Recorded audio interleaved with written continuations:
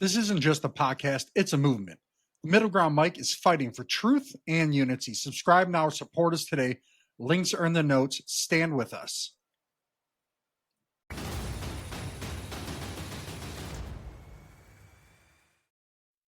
Michigan this week wasn't quiet. It was loud with politics, policy, and power moves. From Lansing's late night budget compromises to Detroit's massive street protests, the conversations that shape how we live, how we drive, work, and how we're going to pay our bills this week are all happening right here, not in DC, but in your own backyard. This is Finding the Middle, local edition. We're not here to scream red or blue. We're here to break down what's actually going on across Michigan, what's real, what's noise, and how it all hits your pockets, your road, and possibly even your vote.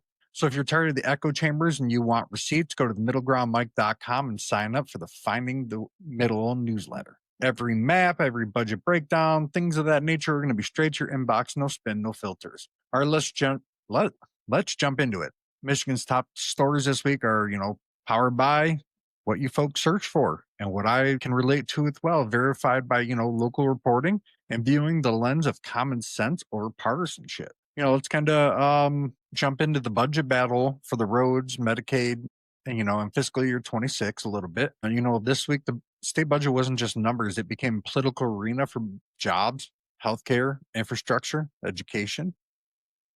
Governor Whitmer, announced that fiscal year 2026 budget invests nearly $2 billion annually in state and local roads, emphasizing every penny at the pump is now going to go to infrastructure. The same budget secures $2.7 billion in federal funding to protect Medicaid services across Michigan. Earlier coverage noted that the budget was passed after months of stalemate, and the agreement included education funding, roads, and disaster recovery allocations so that they can be better distributed to people who need it. This is kind of, infrastructure, education, healthcare are central to Michigan's political alignment going into the 2026 midterms. The Republican-controlled House and the Democratic Senate had to coordinate. You'll want to watch how the divisions play out in the upcoming campaigns because now people have crossed party lines depending on some of this, and there's going to be primary challenges and people are going to go after them. Right. So that's going to be very interesting to see. Voters should track what districts see the road funding or healthcare blocks. And that's where campaign ads are going to focus. Like Lisa Ekman says, been on the show several times, follow the money. You follow the money, you're going to find where the campaigns are going to be the strongest. This is the to ask. Are the dollars going to where the need is the greatest? Not just where the politics are the strongest. Lobby your rep for transparency on how road funding maps and Medicaid access maps align with the real needs of the state. Let them know. They don't know unless you tell them. They only go off data. So if you want your rep to get on it, call them, email them, something. It's up to us to change the narrative. Let's talk a little bit about the No Kings protests, Michigan's uprising and political ripple effects from this.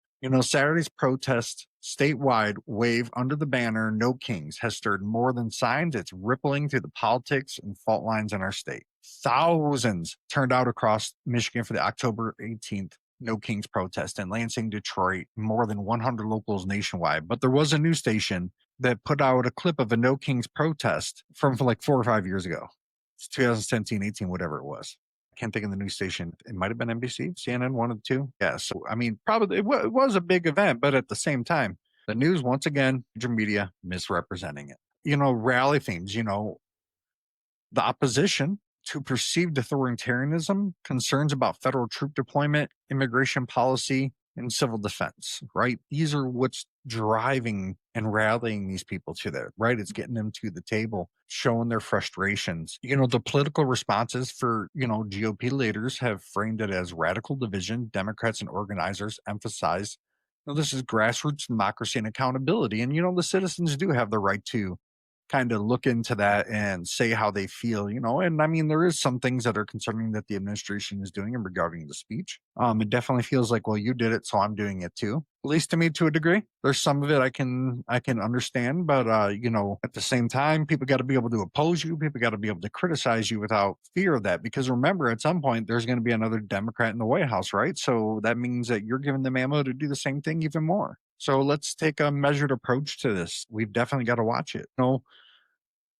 what we really need to watch for is how candidates are going to co-opt and repudiate these movements, right? They're going to call for ranked choice voting, utility political spending reforms, which I would be 1,000% of, because the Energy Board of Michigan decides our election gas prices, they are off. I don't know their thought process. I don't know the thing. All I know is DTE Consumers Energy make money, they turn a profit, but yet they never have enough money. And I don't see the average middle class area getting all these upgrades. I see certain more wealthier areas, and I'm not making it about class, right?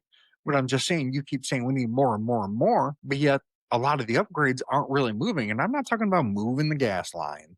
I'm talking about what they're saying. We want to put a lot of these lines underground. In these older neighborhoods, it's like really not even happening, right? So let's be real about it. In Metro Detroit, as usual, it becomes a micro battle, suburban protest. The locations may shift how the district votes, right? These protesters, they signal, an energized mobilization ahead of the 2026 election cycle, especially in the swing metro areas, right? There's going to be a lot of people that are going to be for a lot of what's happening. There's going to be a lot that aren't. Make sure that whoever you vote for is consistent in how you feel. And also remember, don't be blind to party, be loyal to your country and your state. Don't be blinded, and go from there. You got to do what you think is right. Vote that way, but don't be just because they're a Democrat, they're bad, or just because they're a Republican, they're bad. Do not vote that way, because all you're doing is perpetuating the very problem we all have with the system. Let's talk about urban development and community benefits, and Detroit Football Club's $198 million stadium deal. So they've been growing for a long time. Old friend of mine, Tony, he got me onto them years and years ago. I mean, they're a growing thing. They got a loyal fan base. They're a pretty darn good team. So now Detroit's going to have a club down there, and it's pretty cool. We're going to have another stadium.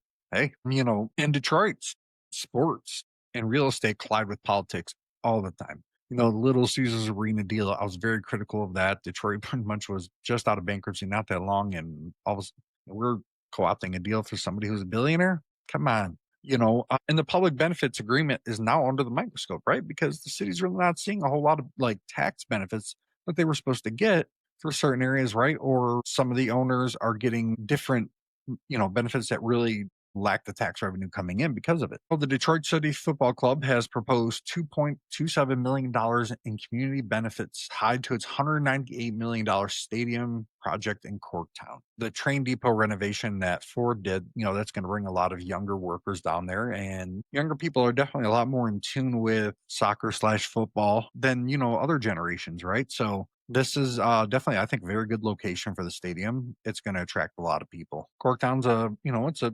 bustling, booming neighborhood again, and this is only going to keep pushing it.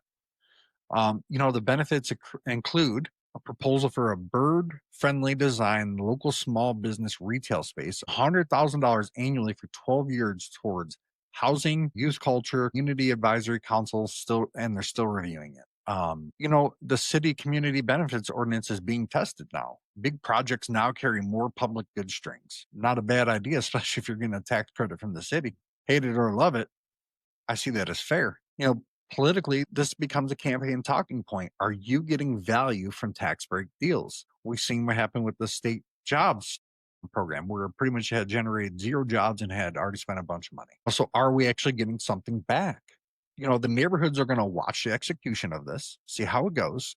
Promises are delayed. A backlash could shape the next round of elections for the city and even the state, right? Because that could have ripple effects because the state does similar style programs. Large public subsidy projects need measurable benchmarks. Ask your city council member, when will local business spaces be filled? When will youth programs dollars be delivered to make an impact on my child's life? Public money deserves public accountability, and it takes the average person, not just reporters, it takes the average people putting the pressure on to make a difference. Let's do a little bit of a snapshot now of the 2026 governor election and the legislative stakes, right? 26 is now tuning up.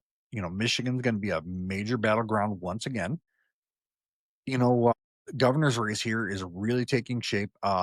Lieutenant Governor Garland Gilchrist and, Mike Cox are among the declared candidates, though I don't think either one of them really have a solid shot of winning. The entire Michigan Senate and House will be on the ballot. New district maps reflect recent redistricting. So this is going to be huge for the GOP and the Democrats. I think even more for the GOP, right? Because the GOP only has one House, Trump did win on a huge wave, but there's certain things that aren't popular right now, right? So how are they going to navigate still being in line with the national party, but also being responsible to your voters here? That's going to be very interesting to see. Well, the budget and protest dynamic we just covered will feed into campaign themes, right? It's going to be infrastructure versus tax versus democracy versus stability versus party loyalty. Well, the voter mobilization in Detroit and the suburbs, Wayne, Macomb, Oakland, will likely decide control of the legislature and the governorship. Pay attention to endorsements. Pay attention to, like I said, Lisa, she's a former lobbyist. Pay attention to where the money goes. And you're going to find where a lot of your power players are coming from, amongst other things. Polling in mid-October, early signals often show momentum. So don't wait for the campaign ads. Get engaged now. Check your registration, research the candidates. There's a lot out there. We're going to be having a gubernatorial candidate on here hopefully soon. Really nice guy, really great guy. I met his partner. Well, I met a good friend of his. We did an episode that's coming out soon. So I think that one will go very well. Those are your major news stories from the last week, right? The budget breakthroughs, thank God we got through that, and the kids are going to be taken care of. The protest waves, the development deals, and the election buildup.